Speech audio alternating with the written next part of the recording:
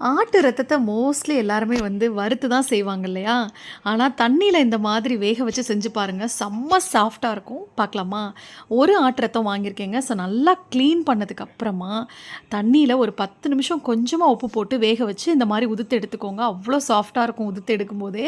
So பேன்ல நல்லெண்ணெய் சேர்த்துட்டு 1 spoon சோம்பு, 1 ஸ்பூன் சீரகம், 2 பெரிய வெங்காயம் பொடுசா நறுக்கி நல்லா வதங்குனதுக்கு அப்புறமா, ஒரு பச்சை மிளகா பொடுசா நறுக்கி ஆட் பண்ணிக்கோங்க. உதுத்து வச்ச ஆட்டு ரத்தத்தோட சேர்த்து 2 கொத்து கருவேப்பில நல்லா பெரட்டிக்கிட்டே இருங்க. உப்பு பத்தலனா நீங்க ஆட் பண்ணிக்கலாம். நம்ம வேக வைக்கும்போதே போட்டிருக்கோம். ஸோ பார்த்து ஆட் பண்ணிக்கோங்க. கடைசியா ஒரு கைப்பிடி அளவு துருவுன தேங்காய் சேர்த்து ஒரு 2 நிமிஷம் கிளறினீங்கனாலே போதும். சூப்பரா நம்ம ஆட்டு ரத்தம் வந்து ரெடி ஆயிடும். அப்படியே சாஃப்ட்டா இருக்கும். நீங்க வறுக்கிறது கூட கொஞ்சம் ஹார்டா இருக்கும்.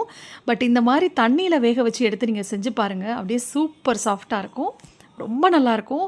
இது வந்து ஹோட்டலோட சீக்ரெட். கண்டிப்பா இந்த மெத்தட்ல செஞ்சு பாருங்க. எல்லாருக்குமே ரொம்ப பிடிக்கும்.